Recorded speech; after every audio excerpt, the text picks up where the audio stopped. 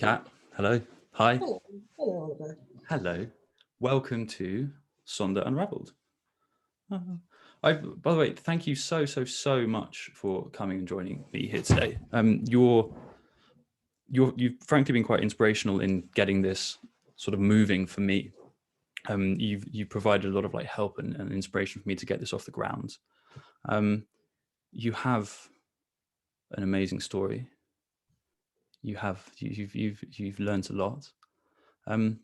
First of all, like I don't know what this is going to be, right? So I could be super rubbish at this. There may be lots of dead air. I may not have any questions to ask. Like I don't know. So just please be kind to me. But how are you, by the way? How are things? All well? Yes, Sunday morning. Are we? Yeah, it's still morning. Still counts as morning. I'm doing okay. The best I've been in a while, actually. So Good. Okay. I mean, again, I don't really know how to do this. It's sort of we were talking just before we came on here about sort of how this is going to look. Like I know a bit about your story. It is amazing. There's so much to unpack and there's so much to learn. I don't want to sort of not give anything away, but just sort of I want you to be the one to tell it.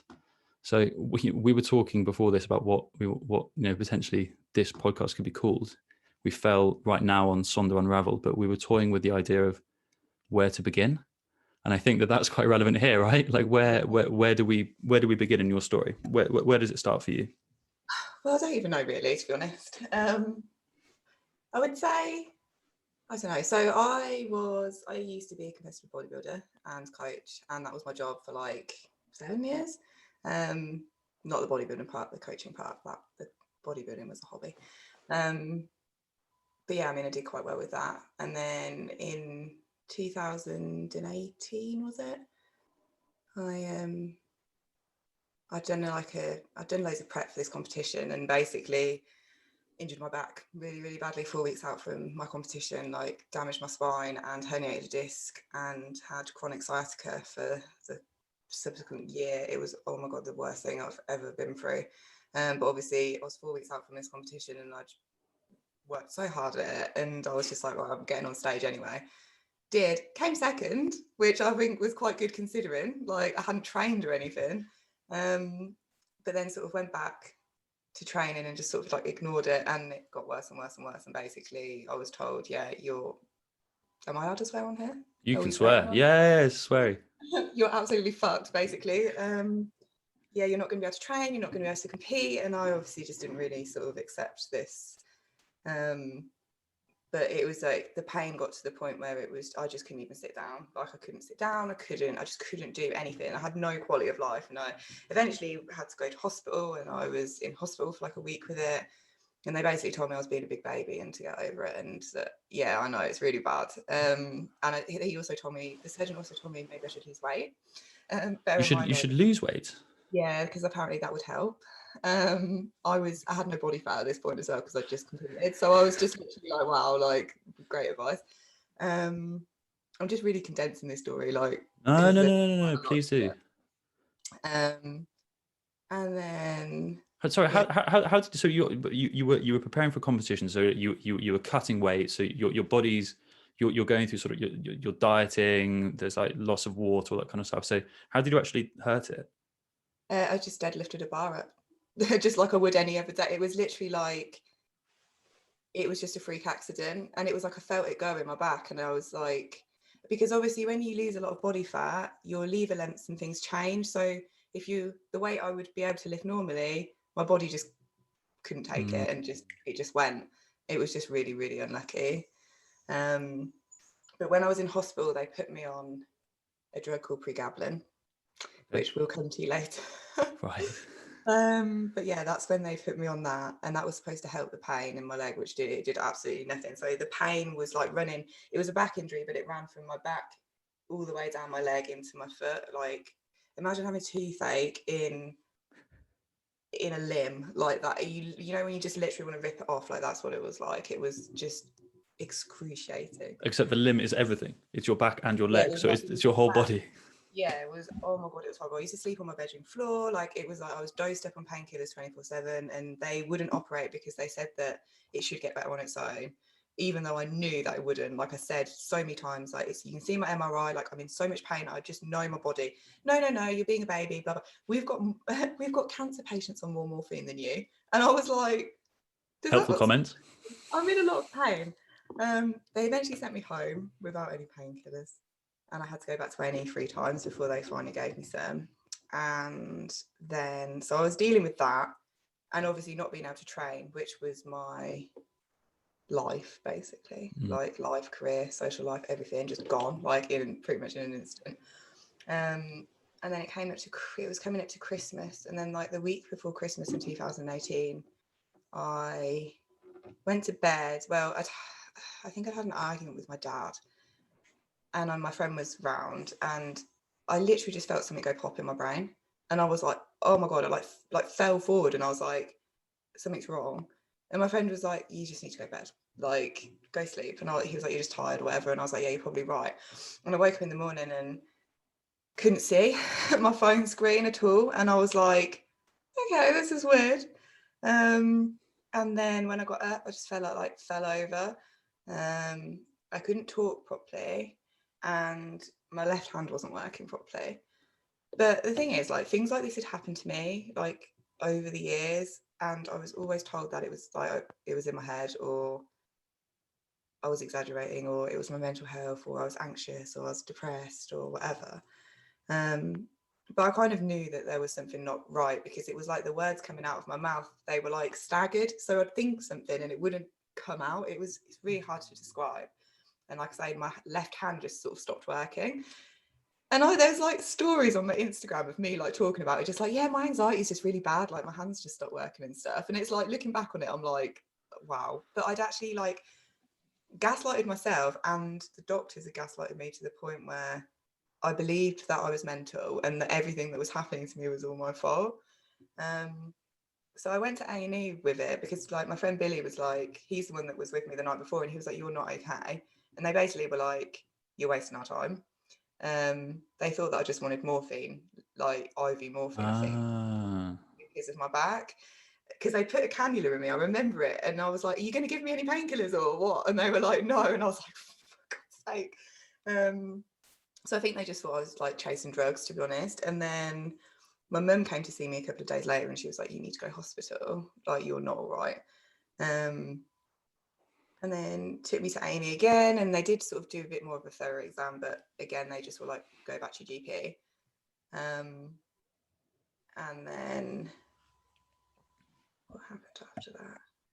Yeah, like after Christmas, like, one of my pupils went massive. Oh, you might even be able to see it. It does it sometimes.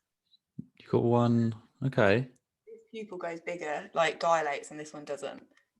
So like I had a massive pupil and just a normal one, and I was like looking in the mirror like, this isn't normal, like, what's going on? And like, I obviously Googled it, and it was like, neurological. So I was like, went to see my GP, and I was like, look, if I've got a brain tumor and you're making me wait 9 months for an appointment, I'm going to be annoyed. And Fair. then, yeah, and then he got me in 2 weeks later, I think. Or when was it? And within 2 days, they called me up, and they were like, you need to come into the surgery. And I was like, you need to tell me what the fuck is going on now. And he was like, well, you have lesions in the grey and white matter of your brain consistent with multiple sclerosis.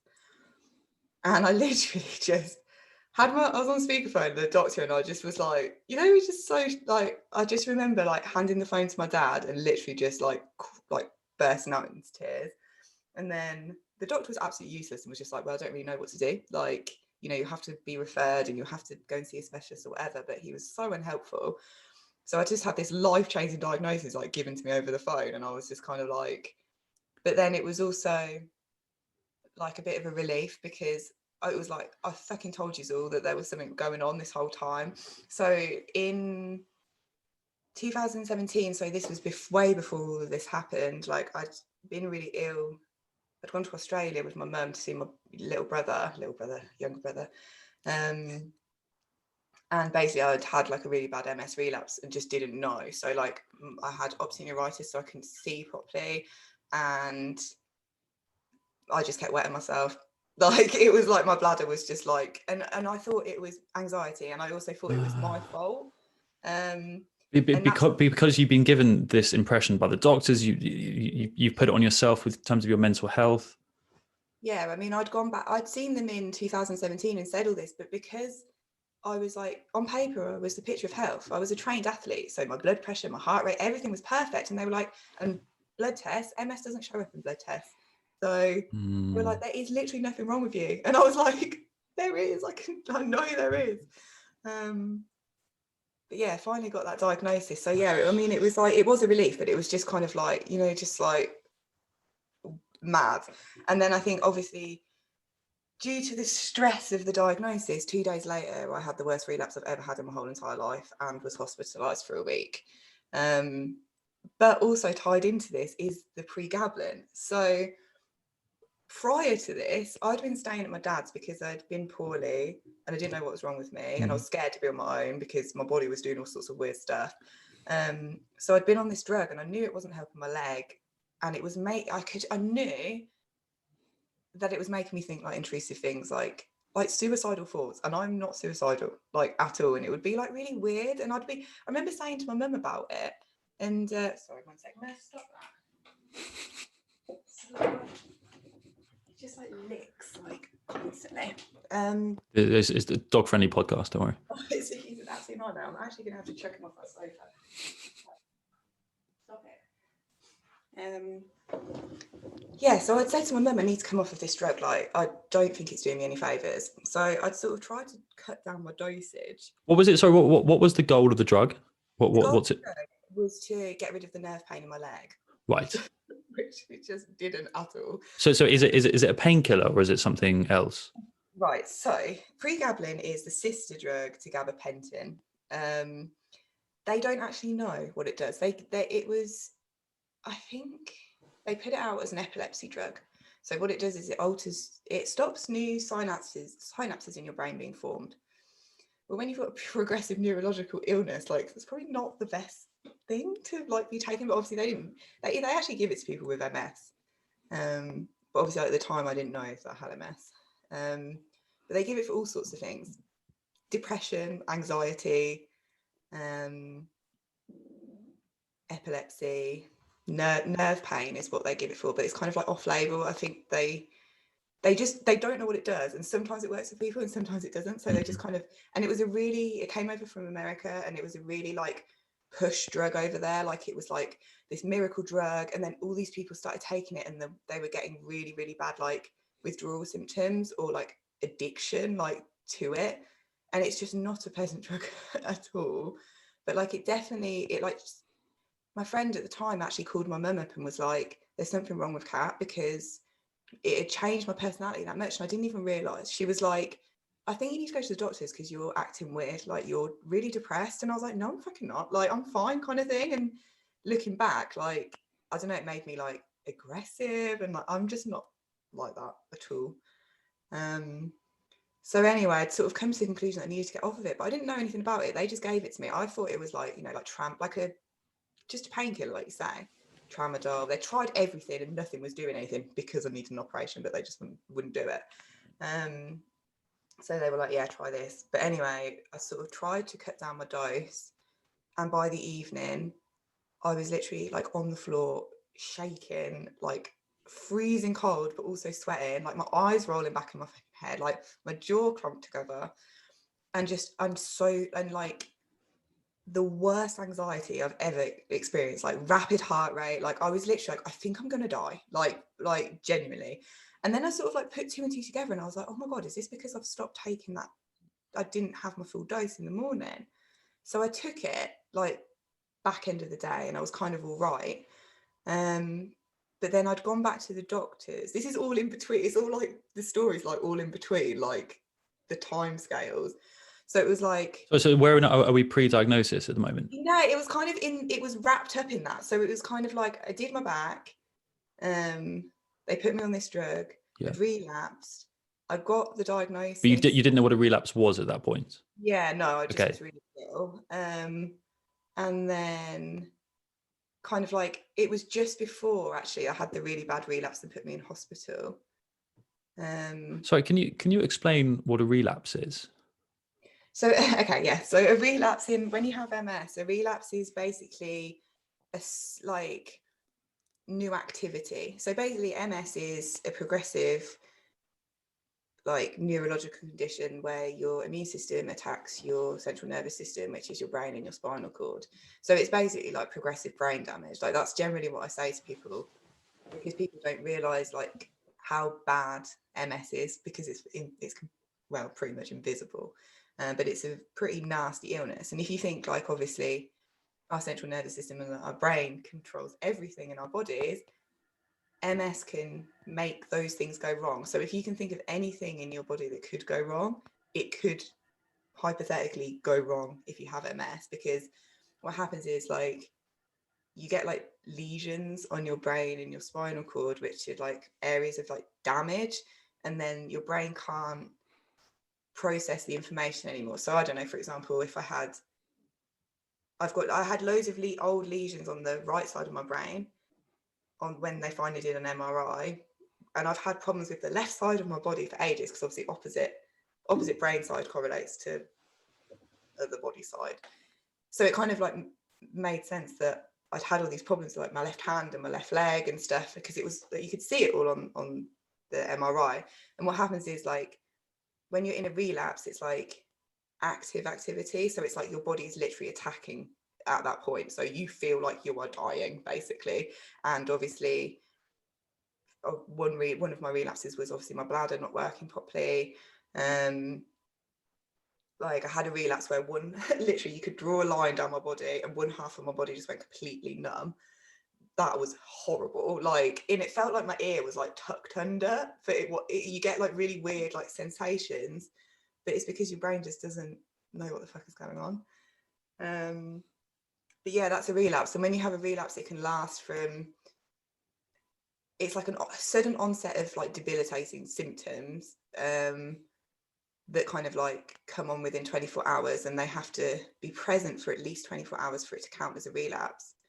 But relapses can last between a couple of days to like a couple of months. I've had ones that have been long, that have just sort of like kept like rolling into another one. And then I've had littler ones, and I've had them on and off my whole life and just not really known. Like, some of them have been really, really little things that you wouldn't even, you just sort of think, you just sort of brush it off. But then obviously, as I've got older and I've accrued more damage on my brain, it's like built up, and I'm a lot iller than I was 10 years ago, even though I had MS 10 years ago, if that makes sense. But like, when you have a relapse, your body will try and repair it as much as possible. So it's like, I don't wet myself anymore. So like, I have problems with my bladder, in that I need to go to the toilet like a lot, but it's not as bad as it was. And like, my vision as well, my vision will go blurry sometimes randomly, but it's not all the time. And it's like, obviously I've got loads of the symptoms, but because I've had like a million relapses this year. But yeah, I mean, my body seems to repair itself like relatively well, considering like my brain is literally covered in like massive white splodges where all the damage is. But I don't know. I mean, I had the last relapse I had was, where are we now? It was the start of this year, so it was like lockdown. And what happened was, it was like, it's really hard to describe. It feels like I can feel it in my brain when it's happening, and that's so weird. And I think people with MS might be able to understand what I mean by that. But it was like my foot, so like where my ankle is, I just couldn't move my foot, and it was like excruciating to like try and like flex and extend my foot. And that was getting worse and worse and worse, and it was getting stiffer and stiffer and stiffer. So that was, obviously I couldn't walk properly. And then my knees went, I think, and I basically couldn't walk for like 3 days. And you just feel like you're dying. Like, you just can't put into words how much death you feel like. And that lasted for about 12 weeks. So I was stuck on my own for like 3 months in my house, just not really being able to do an awful lot. It's during lockdown. Yeah. So what's, because you're obviously high risk? You're one of the... I am high risk. They tell me I am. I'm not supposed to go out, but So you had to deal with that very much on your own. Yeah, Really? pretty much. Okay. But yeah, where did I get to with the story? I can't even Where remember. are we going? Competing, injury, relapse, not knowing relapse, And then, diagnosis, oh yeah, pregabalin. That's where we were at. pregabalin. Yeah. Yeah. So where were we? So yeah, I went to the doctors and was like, I need you to help me cut down on this drug, but I need to do it really slow, because what had happened was I'd obviously had that experience with the withdrawal and been like, what the fuck is this? Like, no one told me about this. Then I started to do my research, and literally I was horrified. It was like forum after forum of people being like, this is all the things that have happened. And I was like, that is exactly what's happened to me. Like, and there was people just being like, you will not be able to get off this drug. So it was like my body was like rejecting the drug. So I was getting like side effects that from just taking it. But then the minute I stopped taking it, it was like my body was so addicted to it. It was like, fucking give me it now. And what would happen was it would like get to like, so I used to take 2 doses at 10 and 10. So they take the morning one, and then by the time it would get to 6 o'clock in the evening, it would start to be wearing off. And then my body would just go into withdrawal. And it would literally be like clockwork. And it would be like I say, the worst anxiety, like, is in like, it just felt like I couldn't breathe, like my heart was just going, like it was just, I remember just being at my dad's, writhing around on the bed on the phone to my mum, being literally like, I don't know what to do, like my brain keeps telling me to kill myself because I feel like this is never going to end, like what the hell's happening? So like I'd gone to the doctors and they were literally just like, there's nothing really we can do, like we can help you try and cut down, but you're just going to have to, you know, get on with it. And I was like, but this, I'm really scared, like, and they were like, well, we don't really think it's a thing, like we haven't really heard much. And actually it's a massive thing, and actually loads of doctors have come out now and said like they wouldn't prescribe it for their patients because it's like a horrible drug. But it was like, again, it was like, I was like, I know that this is a thing. And then I had all my MS nurses gaslighting me about it and being like, oh, just cut down just half your dose. That's what she said to me. I went, yeah, I did that, and I nearly died. So maybe not the best medical advice to be giving. And in the end, the only thing that would sort of like level me out to the point that I didn't want to throw myself out the window was, I mean, also bear in mind, I still had the excruciating leg pain and back pain from the injury. I was just like, I just didn't know what to do. And my mum eventually was just like, we need to sort this out and we need to get off this drug because it's just awful. So yeah, she looked into rehab facilities and literally sent me off to a castle in Scotland and lived in like a weird big brother house of like addicts, and then came off this drug. So like full rehab, Yeah, as in like what you hear about. like medical rehab. Yeah. It was such the weirdest experience because I was obviously still in, so it was just like the year of trauma. So, and it was just one more thing. And I was like, right. So I needed to get off this drug because I needed to have the operation to sort my back out. But in my head, I was like, I'm not having the operation I need to get this drug out of my body. It's making me crazy. So yeah, got driven up to Scotland and dropped off at, it's called Castle Craig in Scotland, and it's this big massive castle, and it's really nice actually. But yeah, I remember they took everything, they take everything off you, like you're not allowed your phone, like they took my hot water bottles off me. I'm fucking fuming because I can't regulate my body temperature properly. That's one of my things. And I was like, look, I've got MS, and they were like, no, you're gonna burn yourself. And then I did burn myself actually in the end because I went I went behind that nurse's back and went and talked to another nurse, and I was like, please let me have my hot water bottle back. And she had a friend that had MS, and so she could relate, and so she was like, I'll go get it for you. And then like the second week I fell asleep with it like on my stomach and literally had a massive burn, and I was like, okay, so I'll just keep that one quiet then. I'll just deal with this burn on my own. But yeah, I mean, that was crazy. And like I feel like I could talk about this for an hour or like fucking No, ages. I mean, what was rehab like? Were you in with people who were addicted to like prescription drugs, or was it Or anything, any alcohol, drugs? drugs. I saw someone come off heroin. There was a guy in there actually that was on the drug that pregabalin, but he took it recreationally, so he'd sniff it. And I was like, hun, like if you're gonna do a drug, like maybe do one that's actually like got some fun side effects, because this is not fun at all. I just don't know why anyone would choose it. But I think people do get high off it, and I think there was a big problem with it because it was being so overprescribed. People were selling it and just getting high off of it, because when you first start taking it, you do get a bit fucked off of it, but then obviously your body adapts and then you need more and more and more. Right. And who else was there? There was like, it was, the whole rehab was based on like Alcoholics Anonymous, so like the 12 steps of recovery, and there was a lot of like religion and prayer and things, and I'm not religious, so it was just, it was weird. And because So isn't one of the 12 steps that you have to like ask for forgiveness from people that have hurt you, that you've hurt? yeah, Just like, hang on a second, I'm the victim. I'm the victim here. The doctor owes me an apology. yeah, pretty much. And that's what I was going to say. That's why it was a bit weird, because for me it was just a medical thing, in that I didn't want to be putting that drug in my body. It was not like I was being like, oh, where's the pregabalin kind of thing. It was like I had to take these tablets every day and was literally like, that, this is ruining my life. Whereas obviously everyone else in there, they were addicts. Yeah, like I say, all sorts. Alcohol mainly, coke, benzos. There's literally, but there were so many people, like, and I still am in contact with some of them now, and the loveliest people ever. Like, it was such, like, it was a really, really surreal experience, but a life experience that I'm glad I've had, because yeah, I would say I learned a lot from it. But What obviously, did you learn? what, from being in rehab? Yeah. Well, what I did learn was, because I relapsed again when I was in rehab. So basically, they pulled me off the drug. You're not supposed to just stop taking it, because it can make you have fits. So that's why they had to like really closely monitor me. But what they did was they cross-tapered my dose with diazepam. So I was absolutely just off my face, and while the drug was initially coming out of my system.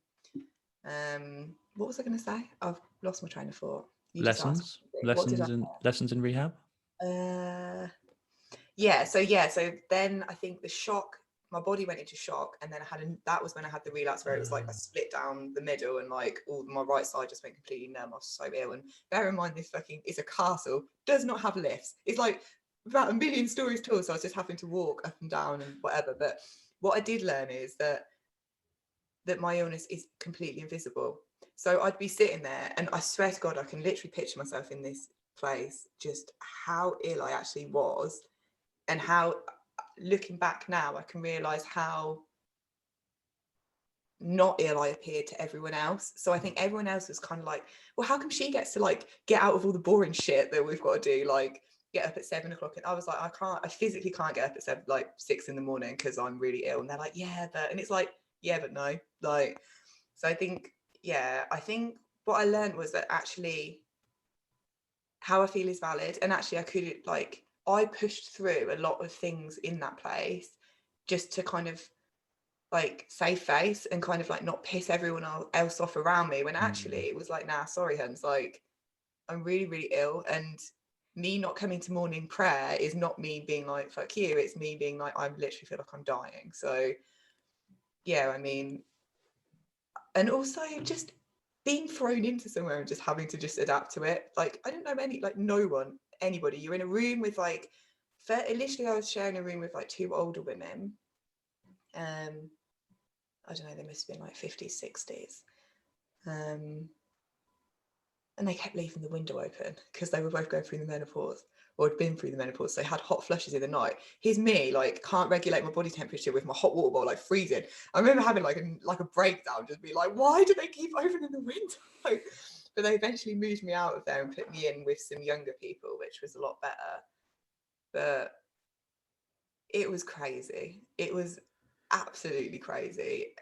And not even just the emotional side, like the what my body had to go through physically to come off of that drug. Like this, oh God, this symptom diary literally reads like a horror novel. It's just disgusting, basically.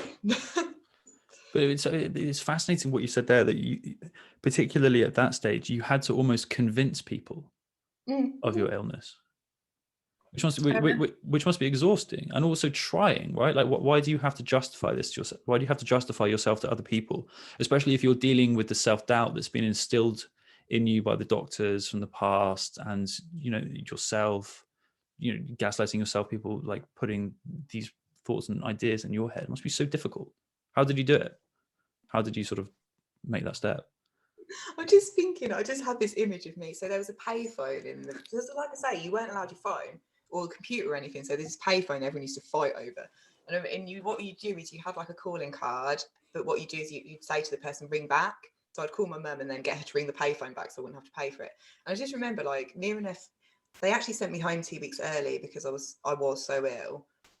But I just remember sitting like at the top of the stairs, like I think I was in my dressing gown, just like I didn't even have the energy to like hold my head up. And I just remember being on the phone and like it's like sprawled out basically on the floor, and like people coming up and down the stairs. Obviously they knew who I was, and it was just like that's such a vivid memory that sticks with me.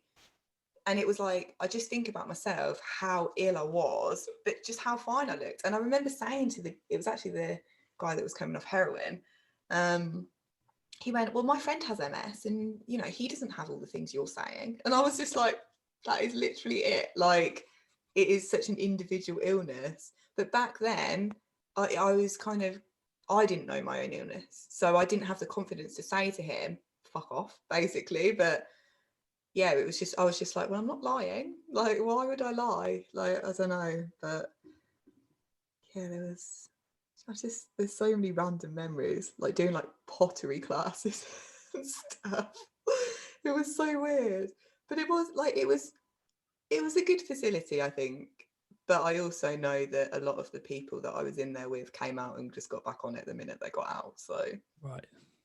and there was also there was like a young kid that basically was like, yeah, my dad's made me come here because he wants me to stop taking heroin, but I'm going to just carry on when I get out of here. I think he was like 17. And I remember just being like, wow, this is a really expensive place to go. And your dad's just sent you here and you're just basically like, fuck off. But yeah, I mean, like the range of people in there was like, I know you like people. I think you would have liked it. It was like quite nice to just be able to sit and learn about all these different people's lives. Like, because obviously we all had our own individual stories, and it was like our backgrounds and our ages and our gender, like everything was all sort of all over the place. But yeah, it was nice to learn about other humans and kind of what they'd been through and stuff. But You must have seen people. People are individuals and very different anyway, but then also people coming off different types of drugs. A drug can take over somebody and completely dominate who they are. So if you've got like a certain personality who's coming off heroin, that's very different to someone who's coming off, has got a coke addiction, who's got a prescription painkiller addiction. It must be so varied. I thought they were more specialized in that. I thought that they would have like coke clinics. Mind you, if you put loads of coke addicts together in a room, maybe they just find a way of getting coke. Well, yeah, and that's the thing. And my therapist is telling me that people would sneak drugs in to the rehab. So like if you got parcels, like people could send you stuff, you had to open them in front of one of the nurses or the people and they had to check that. And I remember saying to my therapist, like, what was the sneakiest way that someone tried to get drugs into here? And she was like, oh, it was acid. She was like, there was tabs of acid in like a birthday card or something like that. And I remember being like, why would you go to rehab and then just be like, should we just get on it? Like, no. But yeah, I mean, yeah, there was like, and like there was someone, he was 17. There was that boy, and then there was another guy and he was 17. Just crazy young. And I just felt like an old lady, and I was just literally like, right, I'm telling you now, stop this. In your 20s, feeling like an old lady around the 17-year-olds just doesn't make any sense. How old? Oh no, I was 29 actually, so I was just in my 20s. But yeah, I just remember. It's weird how you have like little memories of like random things. But I remember like the actual physical withdrawal. Like I remember in the night, like so I'd have really, really vivid nightmares. Like I've never experienced anything like this either. And then I'd wake up and like have the worst like night sweats, like to the point that you'd literally be able to just wring my clothes out. And obviously I was sharing a room with like 4 other people. So in the middle of the night, there's me like waking up, like dripping in sweat, like trying to like put towels down quietly on the bed because I couldn't even sleep in my bed because it was just that disgusting. And I couldn't like change the sheet or anything. So I was like And I just remember being in the toilet and like trying to like taking my clothes off and just being like, oh, it was just horrendous. And the fact that the doctors said, oh no, there's withdrawal's not a thing. I'm telling you now, it is a fucking thing. It was awful. And this went on for probably probably for about 6 months, which is a long time. Like when I got home, it wasn't the end of it. Do you know what I mean? It was just the beginning of. But were you so did you stopped? Did you end up stopping to take the drug when you left the rehab? Yeah. But you were still dealing with the repercussions of the drug. Yeah. Right. Yeah. So they'd pulled me off of it and obviously put me on. And there was one night where they gave me like 20 milligrams of diazepam before bed. And they do like night checks, obviously, to make sure you're not like dead in the night or whatever, because it is like a proper like medical facility.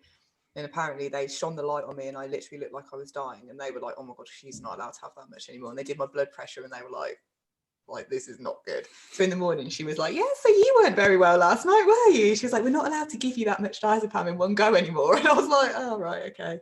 But the thing was, like, I'd said that I wanted to go home. I was like, you know when you feel like really ill and you just want to be left, you want to be ill in peace. Like I wanted to deal with my MS and my injury and feel like shit, just not in front of everyone else, because like it was just.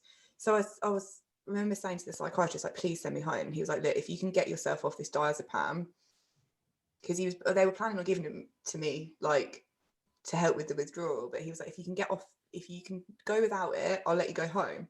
And I was just literally like, right, that's it, I don't want any more. So like by the end of the week he did let me go and I got picked up.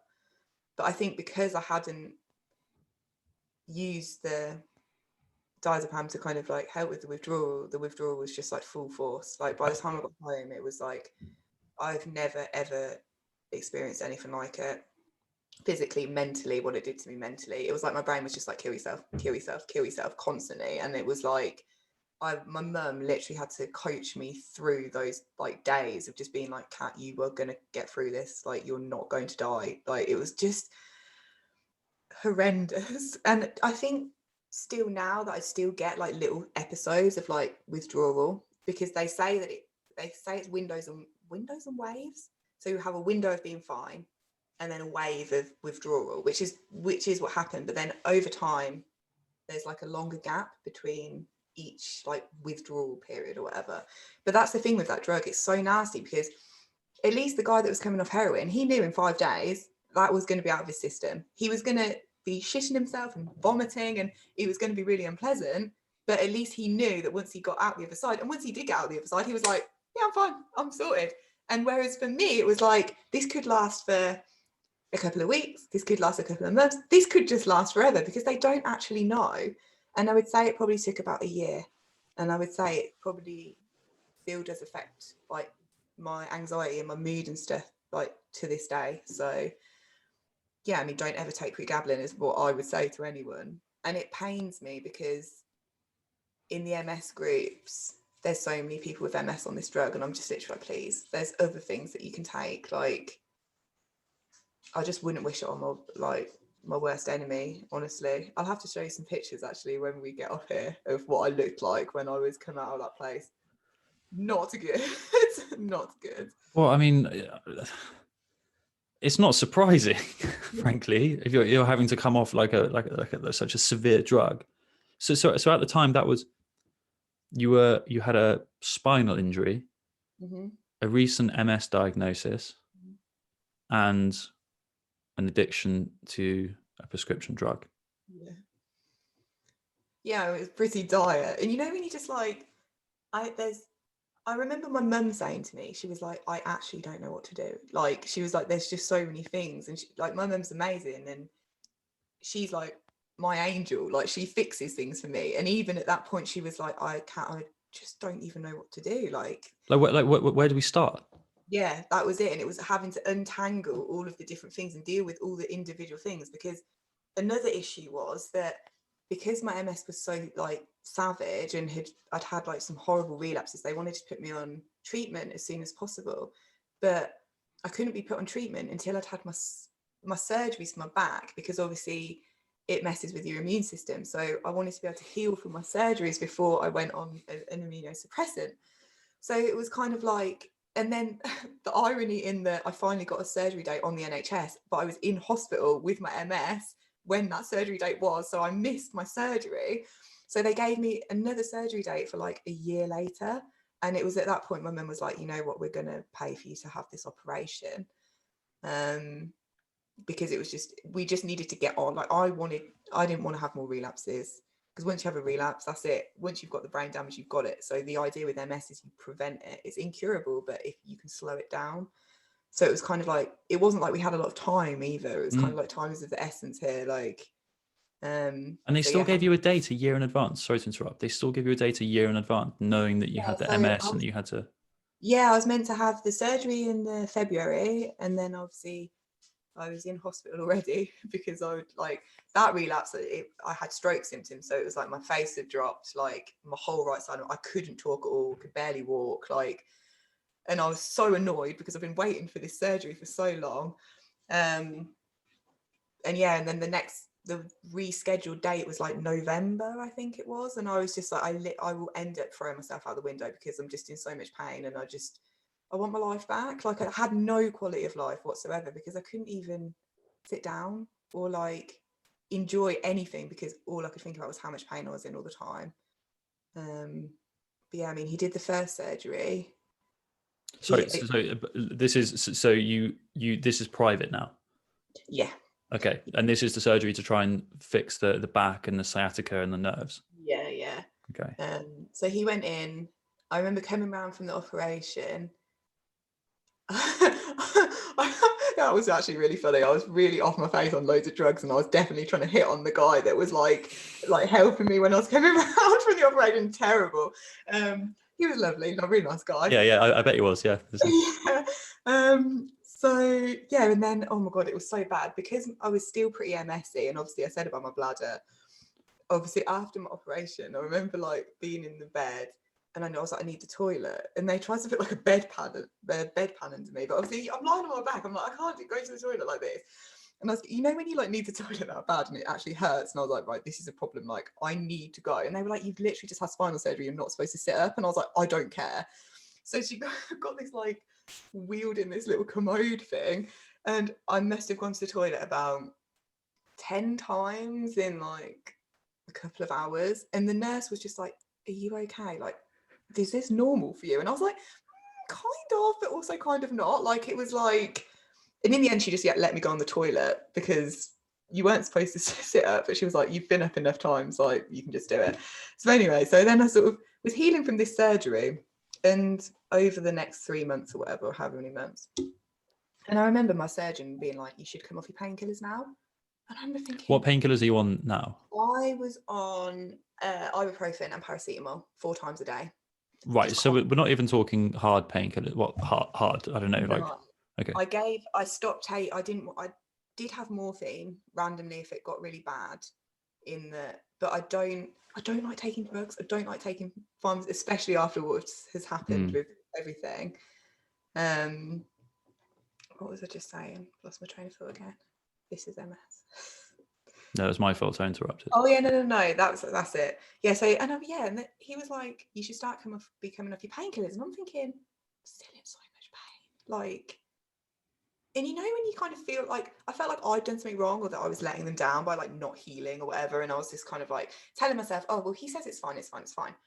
And then it got to the point where I went to see someone in London about my back,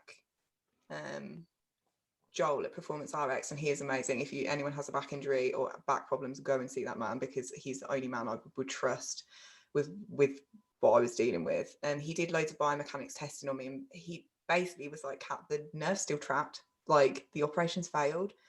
And I was like, oh my god, like I've literally just been through all of this, and he's telling me, he was like, you need to get an MRI'd again. And I cried. I remember crying the whole way home on the train because my phone battery had died. And I remember just sitting there like, what the fuck? I can't do this again. I've already been through, my body has been through so much. But yeah, had another MRI. It was very obvious on the MRI that it hadn't been fixed. And the surgeon was like, well, because of your MS, I didn't want to do too much in there, and I actually removed bone rather than actually getting rid of the disc that's herniated or whatever. So actually he didn't actually do the operation that I'd consented to. But you only found that out only after you went back. Yeah. So you weren't Yeah. told that in recovery. No. I think he might have said about the bone thing, but he said, oh, it'll be fine. He was like, I've freed the nerve, so you shouldn't be in pain anymore. But it's like I could feel it. Like in my brain, I could picture the disc pressing on the nerve. And it was like, he said, oh, we're going to have to give you a root block, which is like an injection into the nerve to like numb it. And I was like, no. I was like, I want you to go back in there and finish the job, basically. He was like, oh, we don't normally do that, we wouldn't normally consent to another surgery and whatever. And even my mum was like, Kat, like, do you think this is the thing that you should? And I was like, I'm telling you, cut me open and do it properly because I want my life back. And he did agree to it finally, after much persuasion. And the second time round, actually, it was a lot easier. I had no problems with the commode and in this toilet incident. But yeah, I mean, it was the best thing I ever did, pushing for that fucking surgery. Like, it's been over a year now and I'm pretty much in no pain. It does flare up a little bit sometimes if I've like been to the gym and stuff and done a bit too much and not been careful, or if I sleep funny. It's like stupid things will set it off. But the fact that I'm even sitting here and having this talking to you is just right. Shows where you've like yeah. come and where you are now. Yeah. Do you hopefully you don't deadlift anymore? No, well, actually, Joel, it will be part of, only lightly, but What was this guy called again? Joel he works at Performance RX in London. If you Google it, and if you Google Stuart McGill as well, he's just like his methods are what Joel works under, and he's just a genius. Like, he's helped me get back in the gym. Like, I'm back in the gym. Like, I did a handstand the other day. Don't tell Joel that though. But it's like it's crazy. Like, the quality of life I have now in comparison to where I was at even a year ago is just mad. And I look back and it's just so surreal. But it took. This is an interesting thing that you touched on there, because you use the word sort of gaslighting, because like the doctors are telling you one thing, but it's almost like they're in a position of authority because they have the knowledge, and supposedly they're the ones that like you trust, but also that your body. So there's like there's a mismatch between sort of what they're telling you and what you know. And sometimes I would imagine that you don't feel like you trust your own feelings, right? Because like, oh, I should be getting better now. So why am I not? Why don't I just crack on through this? Yeah. It was really hard. It's been very difficult throughout the whole thing of like, even when I was ill with my MS years ago, like, it's just kind of carried on. And it's like, I've got it in my head that it's all me and it's all my fault and that I'm over exaggerating and that I'm a baby. And something my mum said to me when I was younger really sticks in my head, that, you've got a really low pain threshold. Absolute bollocks. Right. Like, that is actually the least true statement ever. I think I've got like a ridiculous, I can literally disassociate from anything painful now. Like, it's like, yeah, it's a skill. It is a skill. But yeah, I'm definitely not weak, I don't think. It's crazy how those little comments that you get given, I've had them. They have them. They're throwaway comments from your parents and friends when you're like teenager and before, that they don't even remember saying. And as soon as you hear it, that becomes part of who you are. That becomes a blueprint. You're like, okay, I am never going to forget that. Like, Yeah. just things like I remember getting told once, no one likes anyone who's tight. And so I'm just there being like, like, like I don't have this money, but I don't want to appear to be not the person, no one wants to be tight. And it's just the same with this, right? Oh, you have a low pain threshold. Oh, do I? Oh yeah, I must do then. Yeah, thank you, person in authority. And then it just compounds. Yeah, massively. That is one thing I would say to people. Like, if you just trust your gut, always trust your gut. And I'm so intuitive. I'm very like empathic person. I can generally pick up on things that aren't said, or I don't know, but actually that's like a skill that I have, and it's like quite important to me, and it's got me through in life and whatever. But I was just being told over and over and over again to ignore that instinct and ignore my gut feeling, which has served me so well in the past. And actually all of the things that my gut tells me are generally pretty fucking bang on. And it was kind of like I'd been sort of conditioned to not listen to myself or trust myself anymore. And it was kind of like, again, I look back and I put a lot of trust in a lot of people that, like professionals that didn't have a fucking clue what they were doing. They just wanted to make money off me. And actually the only person that has actually properly helped me was Joel. And kind of, yeah, I mean, it's not cheap, but you pay for what you get. And it's priceless what he's given me. Do you know what I mean? So what has he given you? What's the work that you've? Okay, so this is how long between the first and second surgery, by the way? I had the first one in the May and the second one in the October, I think. May, June, July, August, September, October. Christ, so like we're talking 5 or 6 months there of annoyance and pain that the thing hasn't recovered. You go through the full recovery and then you have to do the thing again. Yeah. Right. Yeah. Fantastic. Great. And Yeah. then but then it works better, but then you start to work with Joel. And what happens there? By the way, and there's still at this point MS to deal with, right? Oh, yeah. Because we're only talking about the back injury now. Yeah. Yeah. It's, you know, you're like tangle in with the other, and it's like it was, oh yeah, I had to get like permission from my neurologist for the surgeon to be allowed to operate on me and all kinds of things like that, because I swear to God, anyone in my life, like saying to you, wasn't I, about my forehead, getting my forehead done on Monday, but they wouldn't do it last week because they were like, oh, there might be like a contraindication with your MS, like we need to check with your MS. I'm just literally like, can you just inject my forehead, please? Like, can you just do that? And it was like the same with my surgery. It was like, can you please just give me the surgery that I know I need, regardless of the fact that I've got a neurological condition? I need this surgery, so please do it. But I did have to wait until I was a bit better. To be fair, turning up to the surgeon's office for my first appointment with an eye patch on was probably not the best idea. Like, I think he was probably like, you don't look okay, hun. It is either you don't look okay or you're like channeling Kill Bill. Yeah, I could just, again, just picturing, like, I can see it now. It's just, yeah, I was just like, please help me. But Joel has given me, firstly, confirmation that what I knew to be true, like, so when he did all that testing on me, him saying the surgery's failed, when I knew in my heart that it had as well, there was that kind of like validation. And then obviously because of him, I had the second surgery. If I hadn't have spoken to him about it, I probably would have been convinced to do the wrong thing. But actually, so actually having the second surgery with, I mean, he didn't tell me to have it, but he kind of was like, yeah, it's still fucked, basically. He gave you all the information for you to make the decision. Yeah.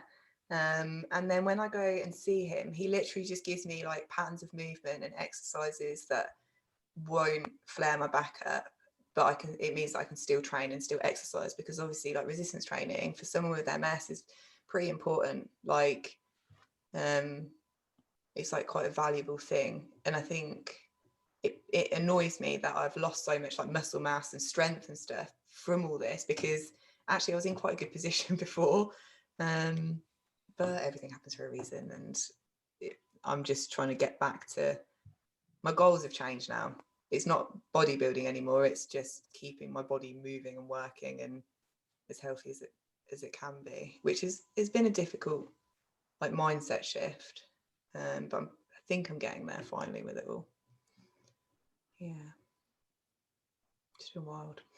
It really that mindset shift. I suppose you move into sort of more like it's more functional, right? So I suppose it's rewarding in a way because you're like, okay, yeah, I want my body to work, but it's also at the same time you knew where you were, competitive bodybuilder, training competitive bodybuilders. And so exactly. You're coming from a position of like up here, like excellence, like physical excellence. Yeah, it's humbling as fuck. It's like, yeah, it's annoying because it was like, training was my thing. I've not really been good at anything my whole life, and it was like, it was one thing, and like genetically my body is built for bodybuilding, like due to like my genetics and my limb length, and like there's people that compete in bodybuilding that have amazing genetics and they do well because of that, and then you have people that work really hard but actually don't have amazing genetics. But I was always more kind of on the side of the good genetics, in that I'd worked my ass off, but I also had the base of what I Right. need anyway. But yeah, I mean, it's sad, I miss it, but I also enjoy moving my body, so just being able to do that at this point is like amazing, because I never thought. I remember there was a gym at the rehab facility and I really wanted to go, but obviously was in so much pain I couldn't go, and I was like, this is so unfair. What type of physical stuff do you do? So like for your back, and then how does it tie into the MS? So okay, so with MS, why is resistance training important, and what do you have to do? Well, I think it's to do with the patterns of movement and just like using it, like use it or lose it, basically. So Right. you want to, when the amount of muscle mass I've lost from being bedbound, for example.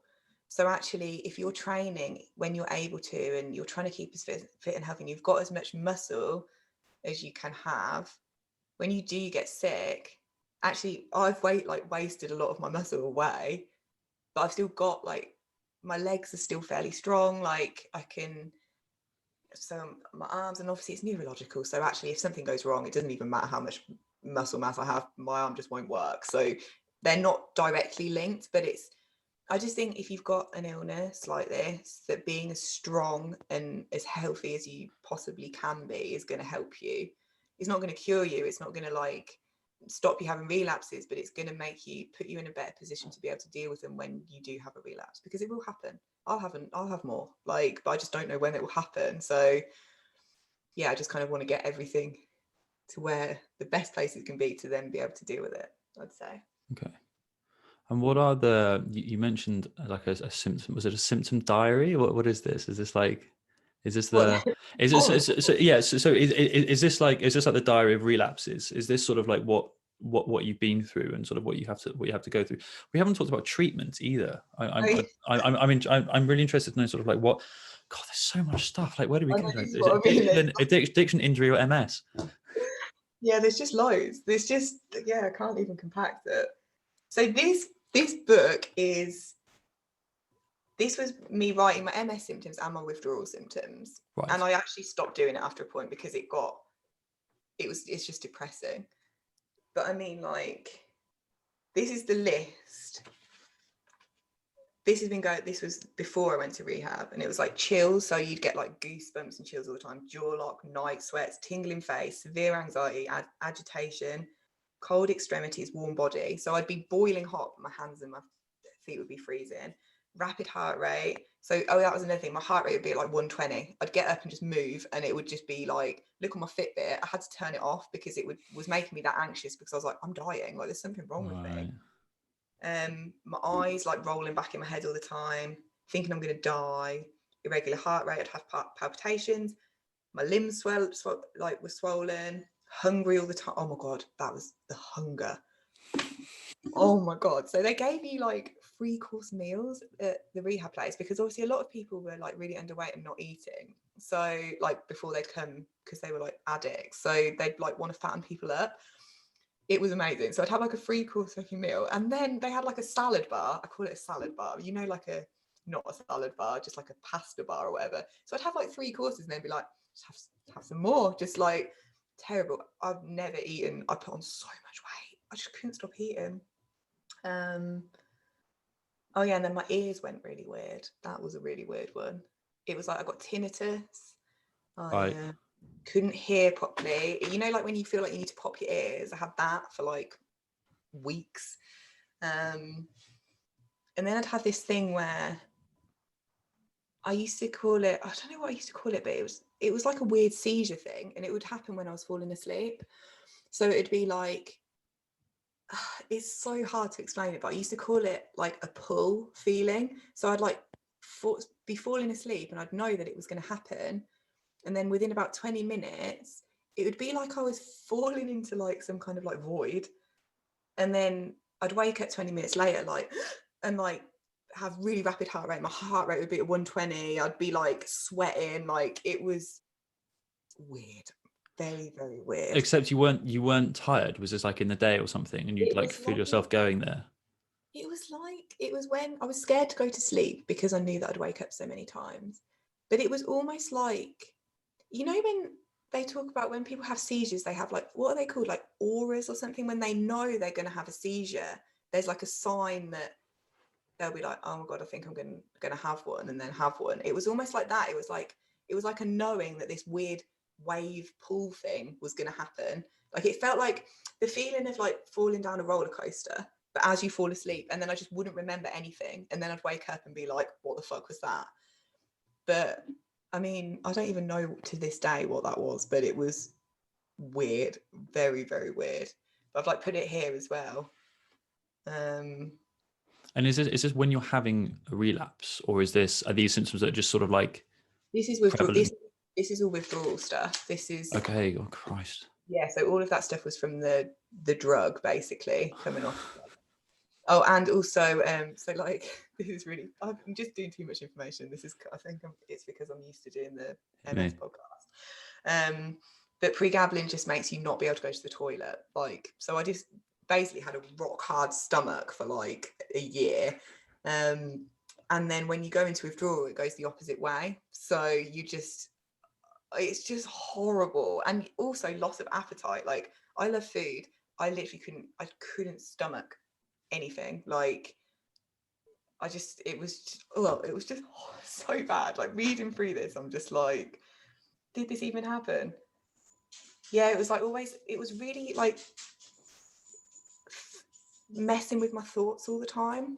Like I've put here, like was thinking strange thoughts and had loads of like patterns of light behind my eyes. My eyes kept rolling back in my head all the time. But yeah, it was difficult because obviously all this was mixed in with my MS stuff as well.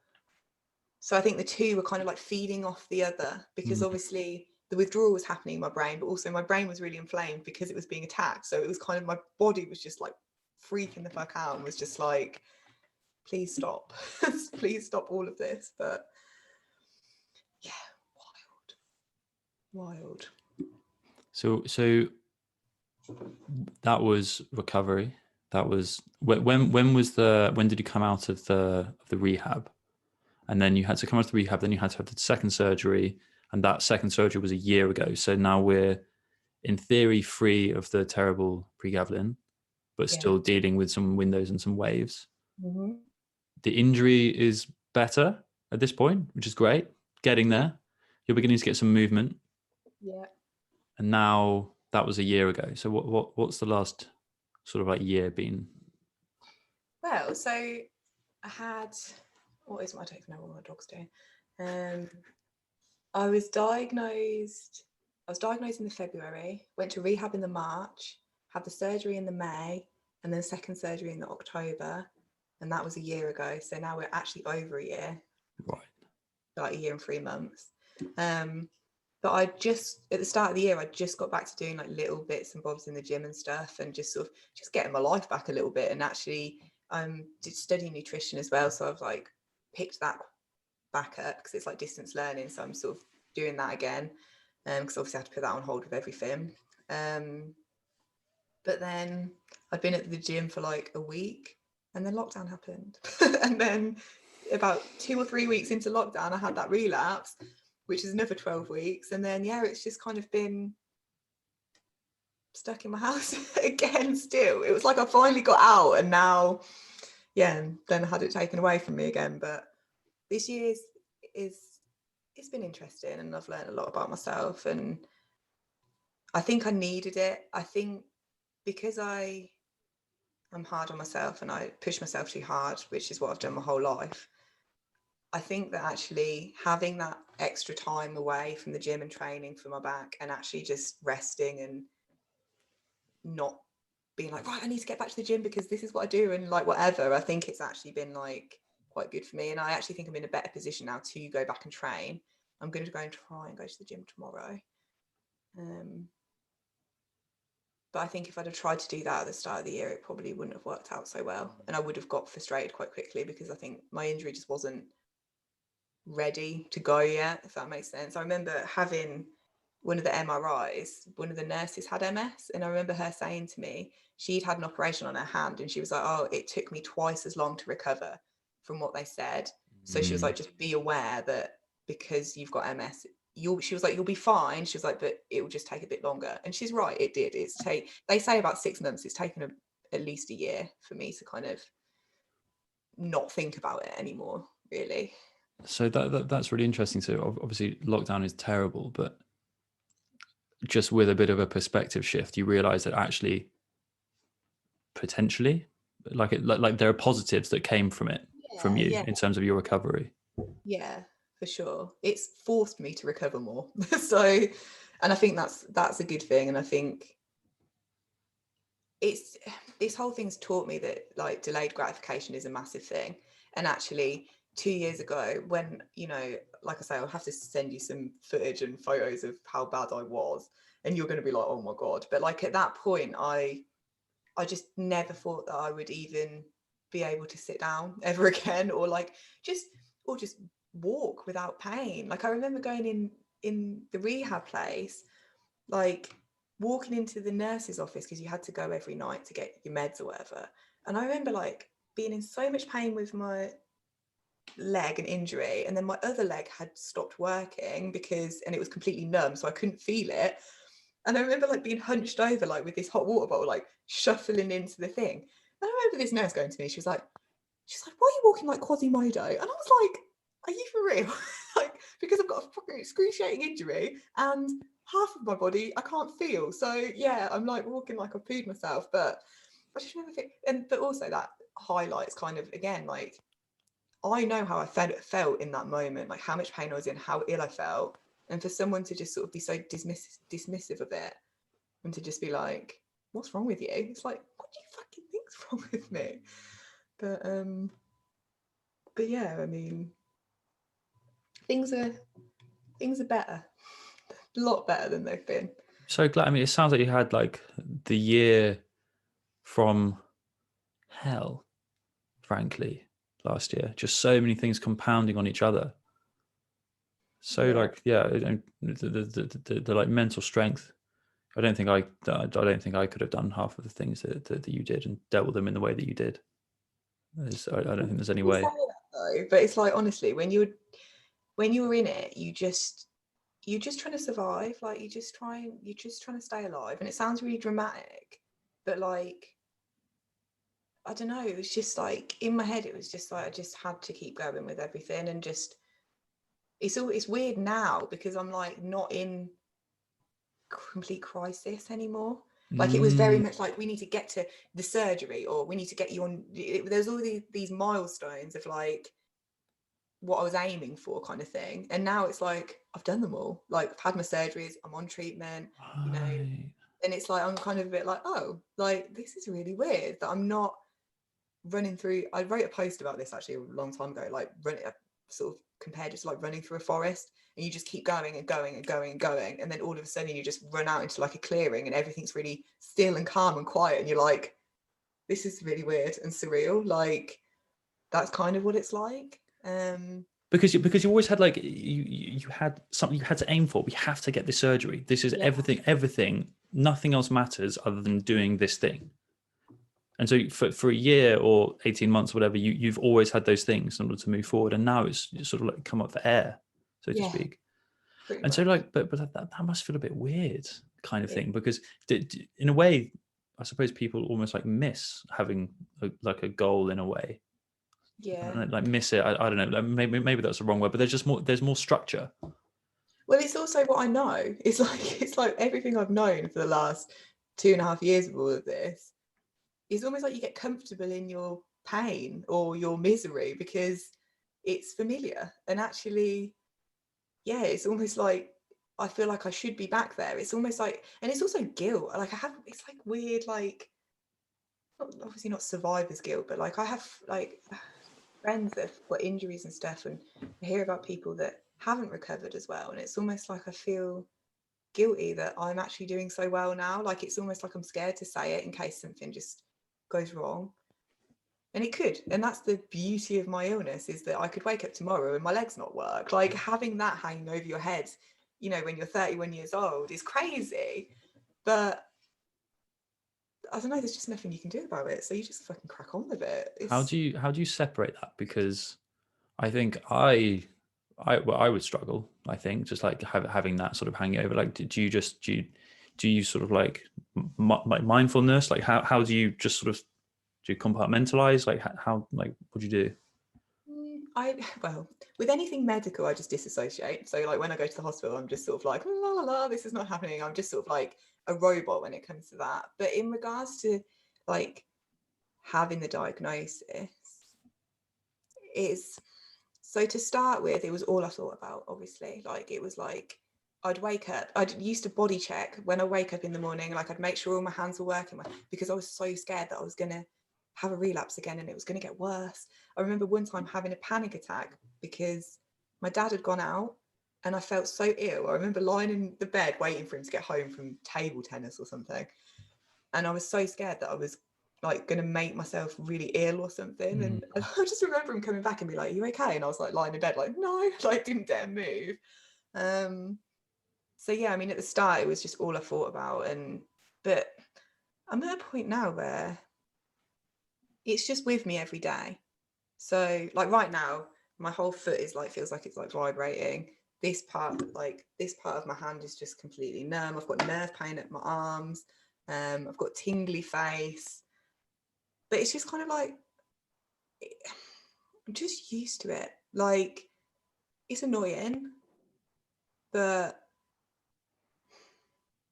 I don't know. I don't like to think about it too much, like what could happen, because actually, realistically, I mean, obviously I'm on treatment now, which is great, and it slows down relapses, but it's not a cure. So I still relapse at the start of the year or whatever, and yet it was probably not as severe as it potentially could have been if I wasn't on treatment, but it's still going to keep happening.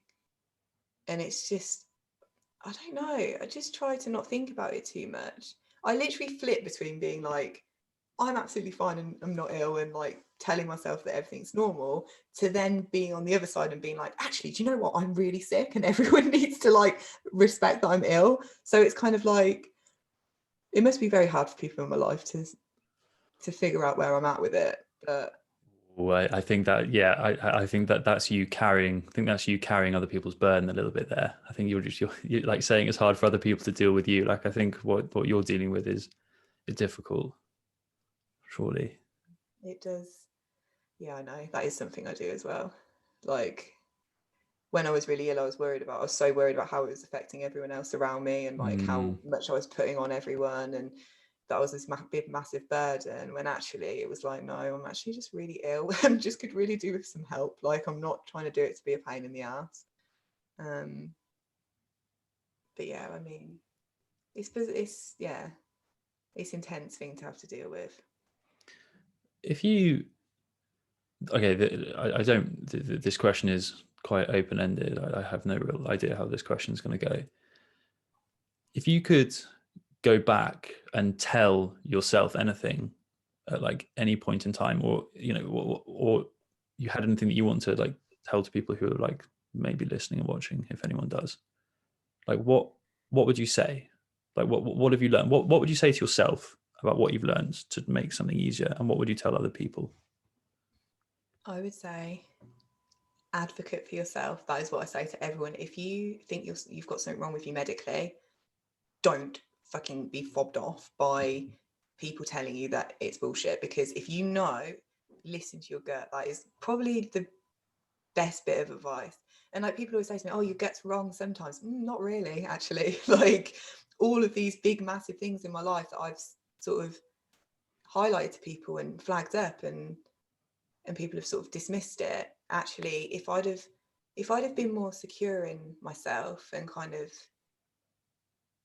yeah, if I'd have pushed for and been certain about what I knew I needed, things would have happened a lot quicker. And I think I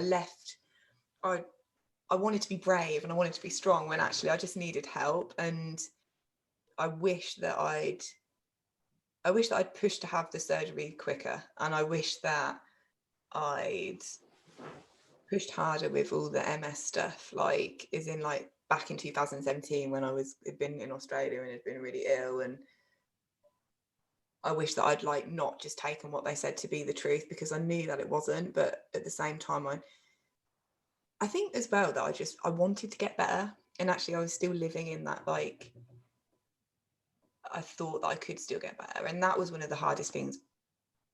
Getting the diagnosis was, yeah, it was a massive relief and it explained literally everything, but also, yeah, it was that it's not going away kind of thing. It's weird. Very weird. But yeah, advocate for yourself and believe yourself and trust your gut and talk about things. Talk about things. Yeah. Talk about your emotions. It's difficult. And it's weird because I'm a really open book and I'm very open emotionally. But actually, I even more recently, have struggled a bit. And I think it's important. Like I've always say to my friends, your feelings are valid. Like your feelings are valid, and actually you're allowed to be really fucking upset about shit. If something shit's happened to you, it's completely valid to be upset about it. You're allowed to talk about it, you're allowed to share it, and yeah, it actually helps other people, I think.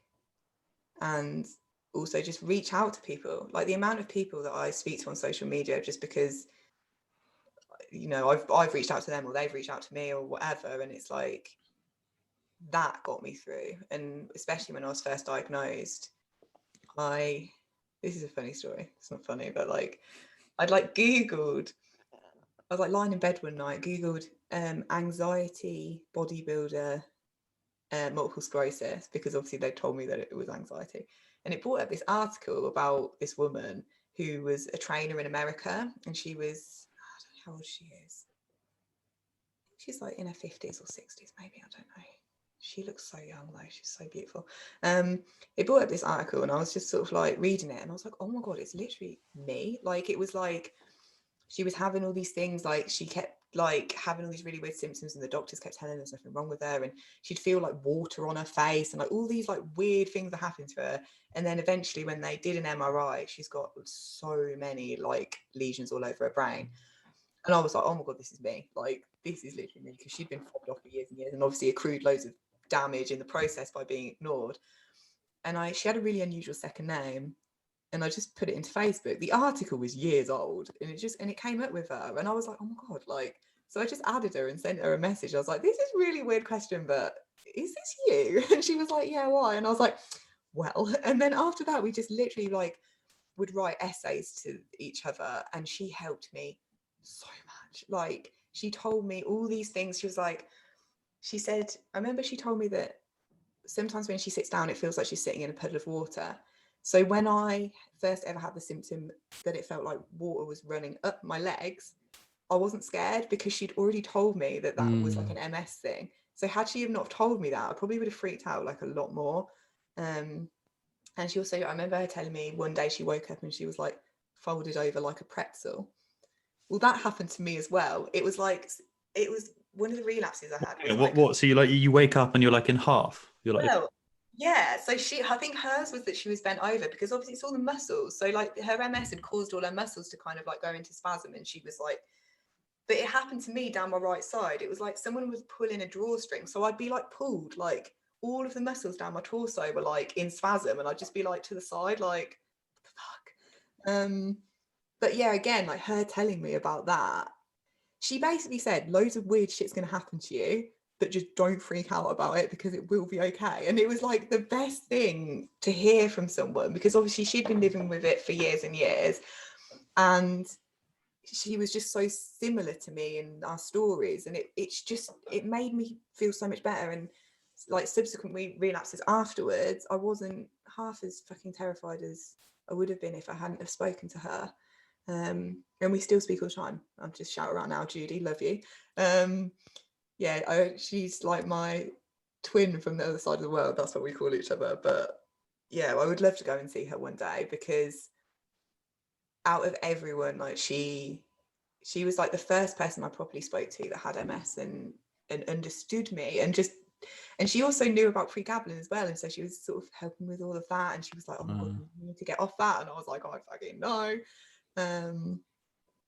But yeah, so that's another thing, talk to people and reach out, because sometimes people will be a bit rude back or they won't want to engage with you or whatever, but I've made some amazing friends on social media. Like I have friends that I've never met in person, but that know me better than like people I do know in person. So yeah, I definitely recommend doing that. Well, I mean, you're now yourself, I'd say, paying that back with your podcast that we should definitely mention. Oh yeah, WhatMS? WhatMS, yes. WhatMS, great name. How is that like? How did you mentioned sort of like trusting yourself and communicating. Like how did you decide to do this, and sort of why?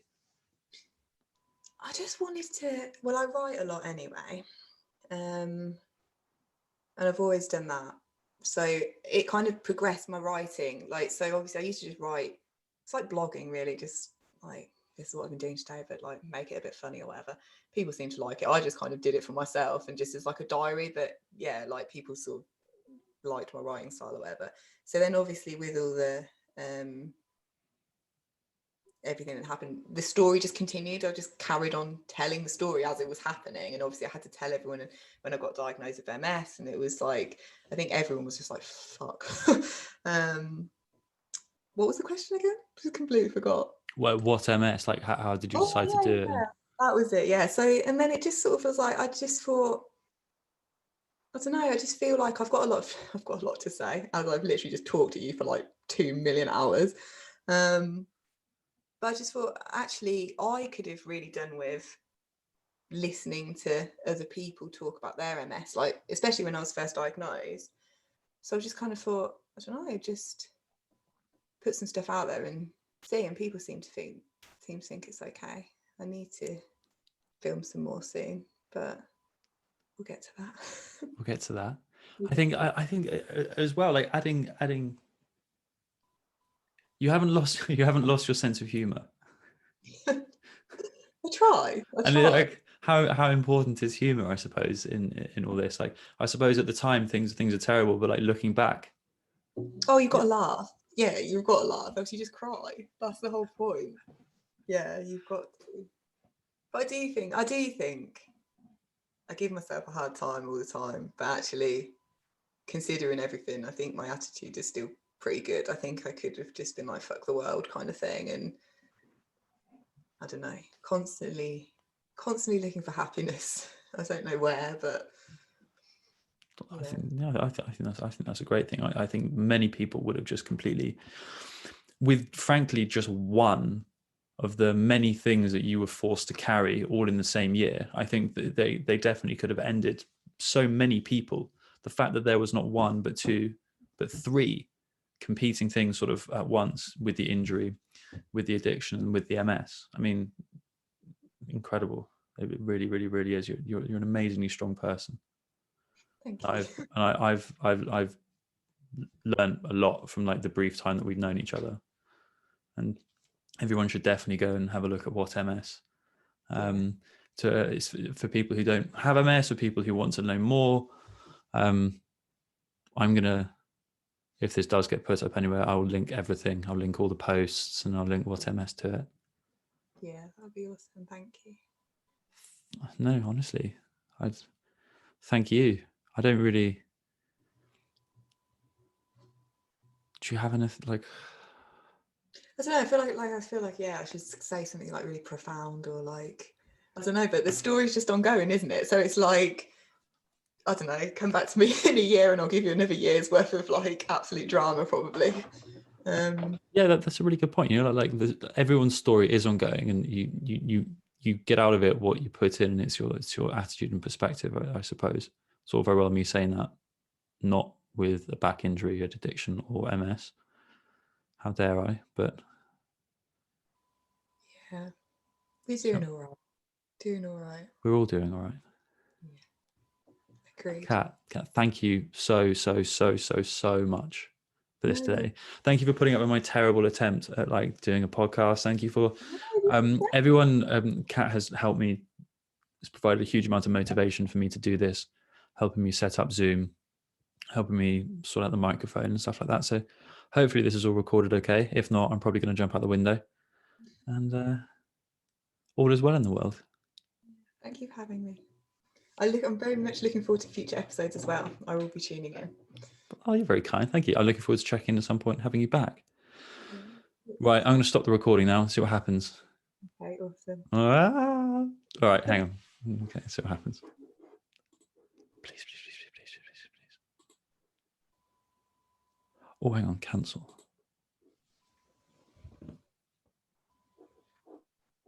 Do I end the call? No, so if you stop recording at the bottom, Yeah.